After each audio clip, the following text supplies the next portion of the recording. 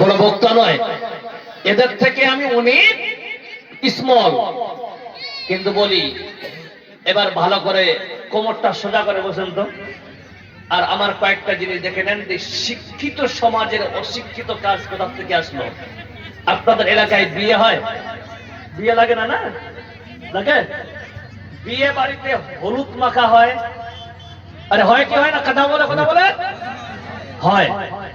এখানে অনেক আলেমে দিন আছে।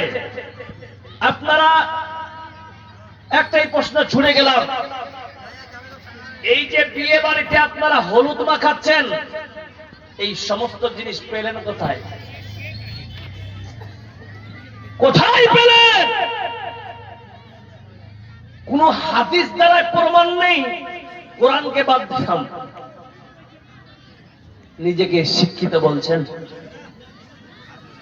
বিদআত যদি আপনার সঙ্গে চলে আসে, বিদআত যখন আপনার কাছে ঢুকে যাবে, মনে রাখবেন সহিহ বুখারীর হাদিস উঠাবেন, দ্বিতীয় খণ্ডে হাদিসটা নিয়ে এসেছেন। হাদিসের রাবী হচ্ছেন আব্দুল্লাহ ইবনে মাসউদ রাদিয়াল্লাহু তাআলা আনহু। তিনি বলছেন কাল কিয়ামতের দিনে আল্লাহ পাক সুবহানাহু ওয়া তাআলা তার হাবিবকে জনাবে মুহাম্মদ রাসূলুল্লাহ সাল্লাল্লাহু আলাইহি সাল্লামকে বলে নিজের হাতে সকলকে হাউজে কাউসারে পানি পান করিয়ে জান্নাতে প্রবেশ করাবেন। একবার বলুন সুবহানাল্লাহ। সুবহানাল্লাহ। কিন্তু হঠাৎ ফেরেশতাগুলো স্টপ করে দিবে, মানুষকে কেউ যাবে না। আল্লাহ নবী বলছেন, ও ফেরেশতারা, কেন তাদেরকে দাঁড় করানো হয়েছে? বলছেন, ইয়া রাসূলুল্লাহ, দুনিয়ার জিন্দেগিতে এরা বেদাত করেছিল নবী গো, আপনি যা করতেছিলেন তার থেকে বাড়িয়ে করেছে নবী। এই বেদাতের জন্য এরা হাউজে কাউসারের পানি থেকে বঞ্চিত হয়ে গেল। বন্ধু শুনে, এই জন্য আল্লাহ বলছেন, বান্দা তোমার আমল হবে আহসানু আমাল, ভালো আমল আমার কাছে গ্রহণযোগ্য। এই হলুদ মাখাগুলো আমাদের প্রথা নয় রে ভাই, এইগুলো তো হিন্দুদের রেওয়াজ। কোথা থেকে আমার বাড়িতে ঢুকে গেল? আছে না নাই? জোরে বলেন। হলুদ মাখা থুবড়া খাওয়া, আর এই প্যান্ডেল সাজিয়ে দেখবেন গাধার বাচ্চা বিয়ে করতে আসবে, আসে ফিতা কাটা। বলুন ঠিক না বেঠিক? এইগুলো সব বিদআতের কাম। আল্লাহ তাআলা কোরআনে বলতেছেন, ইন্নাল মুবাসসিরিনা কানু ইখওয়ানিশ শায়াতিন। এই যে ফিতা কাটতেছেন, স্প্রে করতেছেন, এটা ফালতু খরচ কিনা? আর ফালতু খরচকারী হচ্ছে শয়তানের ভাই। বন্ধু, এইগুলো যদি আলেমরা বলে তাই নাকি চাকরি চলে যাবে। বন্ধুরে, হলুদ মাখা কোনো জায়গায় নাই। আগের জামানায় মানুষেরা ভাবত তারা দিন রাত তারা পরের বাড়িতে খানা কাটতে করত, জমিতে কাটতো বলে অনেকের শরীর গন্ধ হতো রে বাবা। বন্ধু, এই গন্ধ শরীরকে যদি আপনি সুগন্ধি করতে চান, আগের বুজুর্গরা বাপ দাদারা বলে গিয়েছিল কাঁচা হলুদ শরীরে মাখলে নাকি শরীরের গন্ধ চলে যায়, নাকি না? না। এই যে গন্ধ পাক বের করার জন্য, গন্ধটাকে পরিষ্কার পরিচ্ছন্ন রাখার জন্য, বডিটার মধ্যে সৌন্দর্য আনার জন্য আগের জামানায় মানুষেরা হলুদ মাখাতো। কিন্তু এটা আমরা মুসলমান মনে করলাম হাদিসে আছে, সুন্নাত বলে, এটা আমরা এখন পর্যন্ত চালাচ্ছি। আর আমরা আলেমরা গিয়ে ওখানে গিয়ে ভাত খাচ্ছি। বলুন ঠিক না বেঠিক? এই মুসলমান, আমাদের দিন দিন আমাদের কাছ থেকে ইসলাম হাত থেকে চলে যায়, বড় দুঃখ লাগে বন্ধু। তাম পৃথিবীর মধ্যে আমাদের জাতি, মুসলমান জাতি 1 নম্বর র্যাঙ্ক করেছে সংখ্যার দিক থেকে। বলুন সুবহানাল্লাহ। তাম পৃথিবীর যতগুলো জাতি আছে সব জাতির মধ্যে মুসলমান জাতি 1 নম্বরে আছে বন্ধু। তবুও এই মুসলমান জাতি 1 নম্বর সংখ্যা থাকার বড়, এই মুসলমানদেরকে সব জায়গায় লাট খেতে হচ্ছে। এই মুসলমানের বেটিরা আজকে লাঞ্ছিত, তারা জিনায় লিপ্ত হচ্ছে। কোন জায়গায় ধর্ষণ হয়, কে বলে মুসলমানের বেটি, কে লাট খাচ্ছে বলে মুসলমান, কাকে অপমান করা হচ্ছে রাস্তায় বলে মুসলমান। মুসলমান যারা কোরআন ভুলে যাবে, হাদিস যারা মানবে না, আল্লাহ বলতেছেন তোমার সামনে আমি 2টা জিনিসকে দেখে দিয়েছি। আল্লাহ বলতে বলতেছি তারাকতু ফীকুম আমরাইন লাম তাজিল্লু ওয়া মা তামাসসাকতুম বিহিমা ওয়া কিতাবাল্লাহি সুন্নতি। দুটা জিনিস ছেড়ে গেলাম উম্মাহ, এই দুইটা জিনিস তোমাদের সামনে যতদিন থাকবে পৃথিবীর কোন শক্তি তোমার সামনে আসতে পারবে না। কিন্তু আজ কোরআন আছে বাবা, আমরা কোরআন পড়ি না, আমরা কোরআন দান করতে জানি নিজে কোরআন পড়বো না, আমরা কোরআন তাকে রাখতে যাই কোনদিন নিজে পারবো না। বন্ধু এই জন্য বলি রে বাবা, ফিতনা কাকে বলে? ফিতনা হলো, ফিতনার তাফসীর করতে গিয়ে একজন আলেমে দ্বীন, একজন মুফাসসিরিন লিখেছেন, বলুন ফিতনা হলো সেটা, বড় ফিতনা হলো মুসলমানের উপর জালিম শাসককে ফিতনা বলা হয়েছে। এখন তো মোদি চলেছে, আপনি মনে করেছেন মোদি যাওয়ার পর আরো ভালো আসবে, জি না, এর থেকে মুসলমান আরো খাতারনাক আসবে। মনে রাখিও, যতদিন কোরআনের সঙ্গে মিল থাকবে, যতদিন হাদিসের সঙ্গে সম্পর্ক রাখবে, মুসলমানের একটা চুলো বাঁকা করতে পারবে না।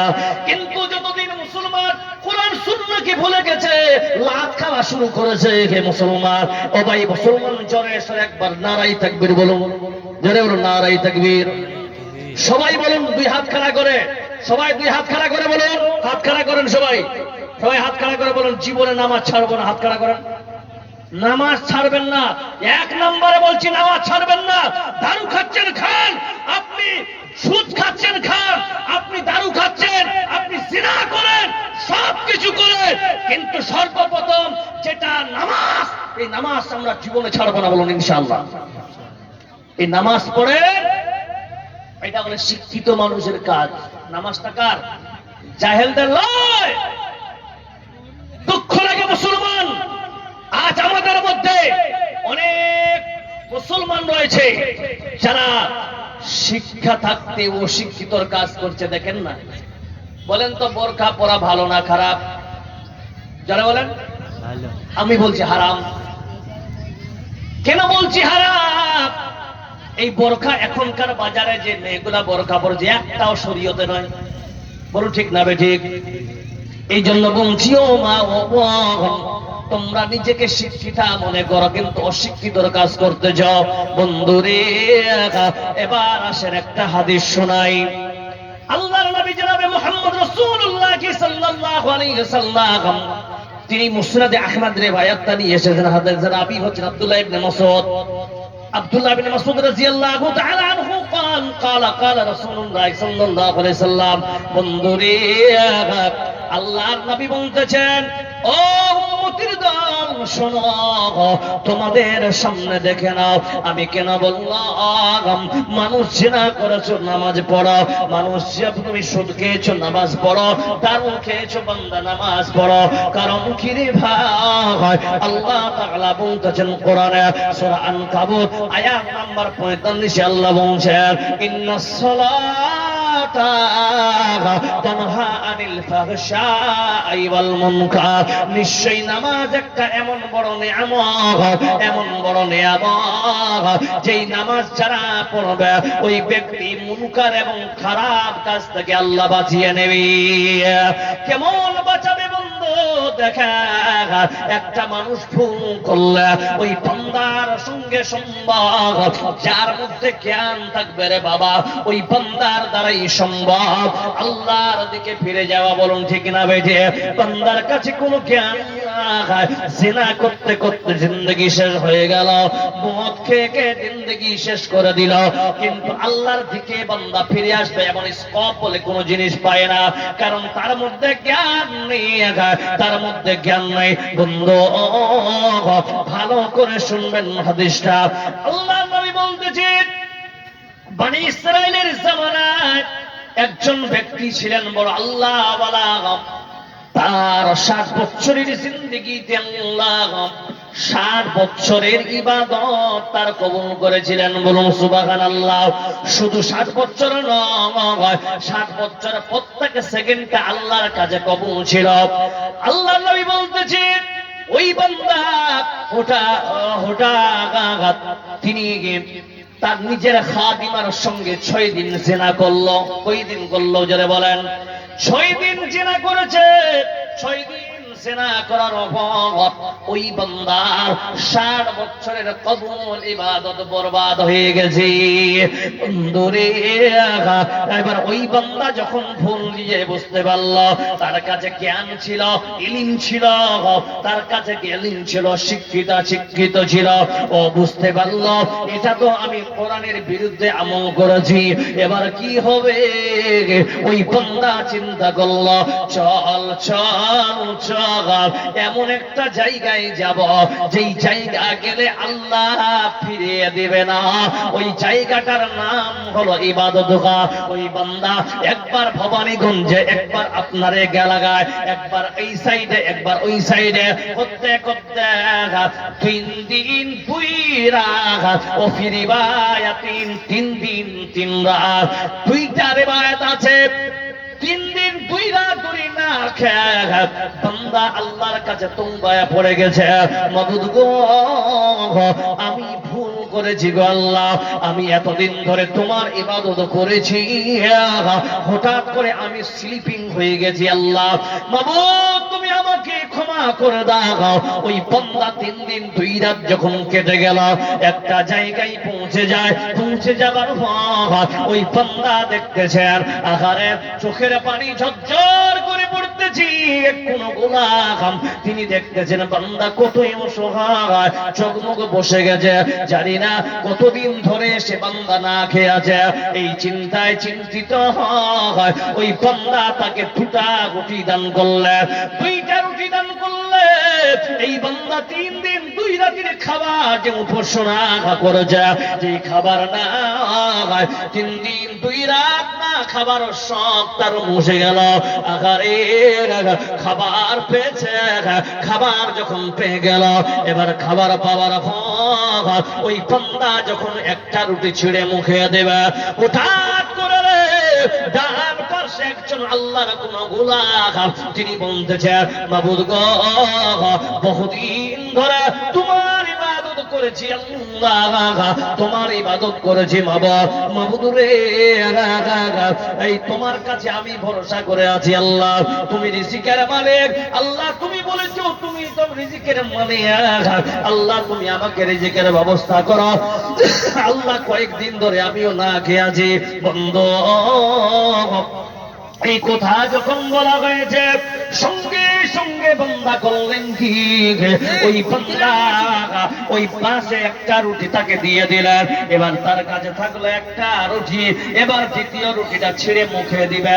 ইতিমধ্যে ওই বান্দা অন্যকে একজন বান্দা সে আল্লাহর কাছে বলছে, মাবুদ গো ইয়া রব্বুল আলামিন তুমি রিজিকের ওয়াদা করেছো গো আল্লাহ, আমিও কয়েকদিন ধরে না খেয়ে আছি।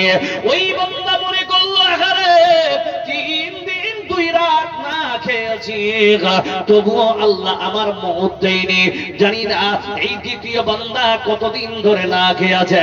এই চিন্তায় দ্বিতীয় রুটিটা ওই বান্দাকে দিয়ে দিলেন। বন্ধু মুসনাদ আহমদের রিওয়ায়াত একেবারে সহিহ রিওয়ায়াত বলছে, ওই বান্দা করলেন কে, ওই বান্দা চিন্তায় চিন্তিত পড়া, এবার 2 জনকে 2টা রুটি দেওয়ার পর ওই বান্দা কথা লিখেছেন নবী 15 থেকে 20 মিনিটের ব্যবধান, 15 থেকে 20 মিনিটের মধ্যে ওই বান্দা ইন্তেকাল হয়ে গেল। যখন ইন্তেকাল হয়ে গেল ওই বান্দার কাছে জাহান্নামের ফেরেশতা এসে মওজুদ আর জান্নাতের ফেরেশতা এসে মওজুদ হয়ে গেল। 2টা যখন জাহান্নাম জান্নাতের ফেরেশতা এসে গেল, আল্লাহকে বলতেন জাহান্নামের ফেরেশতারা, ইয়া রাব্বুল আলামিন এটা হলো আমাদের মেহমান, এইদিকে জান্নাতীরা বলছে এটা আমাদের মেহমান। 2 জনে কম্পিটিশন লেগে গেল। মুসলমান বান্দা বলুন তো আল্লাহ ভালো জানেন কিনা জোরে বলেন, হবে গফলত মে সোয়ে হুয়ে মুমিনো, হবে গফলত মে সোয়ে হুয়ে মুমিনো, ऐशो इशरत दिखाने से क्या फायदा, आंखों खोलो उठो। अच्छा छोड़ आँख खोलो उठाओ याद रब को करो उम्र यूं ही गवाने से क्या फायदा क्यों अपने रब को जवानी में भूला गए तो और ताकत के बोते पे भूला गए तो जब जवानी ढलेगी तो पछताएगा ऐसे रोने रुलाने से क्या फायदा सुधी मंडली আল্লাহ পাক বলতেছেন ও জাহান্নামের ফেরেশতারা তোমরা 6 দিন জিনাকে এক পাল্লায় রাখো ভালো করে হাদিস টানের মায়েরা আর 60 বছর ইবাদতকে এক পাল্লায় রাখো দুইটাকে দুই পাল্লায় রাখা গেল জিনার পাল্লা ভারী হয়ে গেল মানে জাহান্নামের ঠিকানা হয়ে গেল এবার আল্লাহ তাআলা বলছে ও জান্নাতের ফেরেশতারা তোমরা এবার 6 দিন জিনাকে এক পাল্লায় রাখো আর দুটা রুটি যে আল্লাহর ওয়াস্তে বান্দা দুইজন বান্দাকে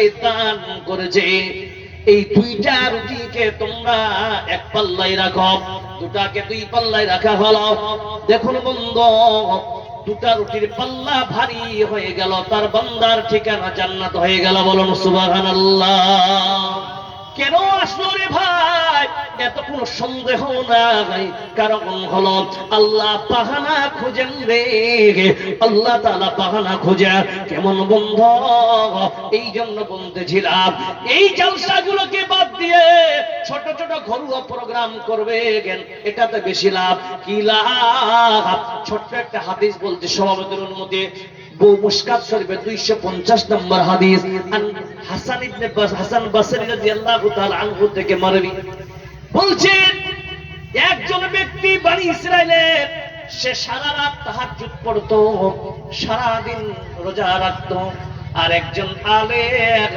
বেচারা 2000 টাকা মাস কামাতো মনে করেন ইমাম সাহেব নামাজ পড়াচ্ছে নামাজ পড়ে মুক্তাদির দিকে ঘুরিয়ে বলছেন ভাইজান এই কাজ করো না এটা কাজ শরীয়তের বিরোধী কাজ এটা কাজ করা যাবে না এটা কাজ করো মানুষকে মুনকার নাকিরের কথা বলতেছেন আল্লাহ পাক সূরা আল ইমরানের 110 নম্বর আয়াতে বলছেন কুনতুম খায়রা উম্মাতিন উখরিজাত লিন-নাস আবার সূরা আল ইমরান 104 নম্বর আয়াতে বলে আলতাকুম মিনকুম ইয়াদউনা ইলাল খায়র মানুষকে ভালোর দিকে যে বান্দা আহ্বান করবে ওই বান্দার উদাহরণ দিচ্ছে আল্লাহর নবী এই বান্দা সারা দিন রোজা রাখলো সারা রাত তাহাজ্জুদ পড়লো এই বান্দার থেকে ওই বান্দা বেশি উত্তম যে বান্দা নামাজ পড়ার পর মানুষকে উপদেশ দেবে জোরে বলুন সুবহানাল্লাহ শিক্ষার গুরুত্ব হলো আপনি যে কোনো জায়গায় যান না কেন একটা মানুষের সামনে খারাপ দেখতেছে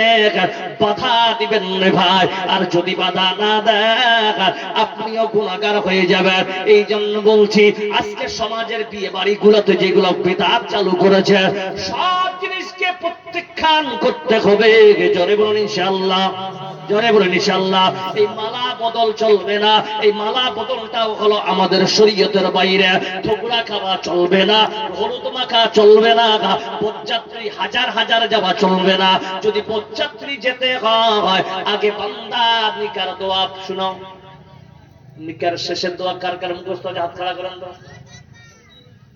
বারাকাল্লাহু লাকা ওয়া বারাকা আলাইকা ওয়া জামাআ বাইনাকুমা ফি খায়র এটা শুনবেন গাড়িতে উঠাবেন বলুন ঠিক না বেঠিক সব পেশাব করা খাড়ায় পেশাব করা না যায় উটকা করে রাজায় বরযাত্রীকে দোয়া পড়বে বন্ধুরে আলেমেরা বসে আছেন জবাব দেবেন ওলিমা ছেলের পক্ষে হয় না মেয়ের পক্ষে হয় জি কার পক্ষে হয় তো ছেলে খাওয়াবে মেয়ের বাড়িতে কি দিলেন আপনারা শরীয়ত মেনে চলুন আর যেই সমস্ত বিয়ে ডিমান্ড চলবে ওই বিয়েগুলোতে আলেমরা পড়াবেন না কোথায় পড়তে দেখো কিন্তু আমাদের এলাকায় ঠিক না জিনা আম হয়ে গেছে আর যখন জিনা আম হয়ে যাবে আল্লাহর কসম অতি নিকটে কারণ মুসার কওম এই মেয়েদের ফান্দে পড়ে নষ্ট হয়েছে বলো ঠিক না বেঠিক আমি সময় খুব সংকীর্ণ শেষ টাইম আমি আজকে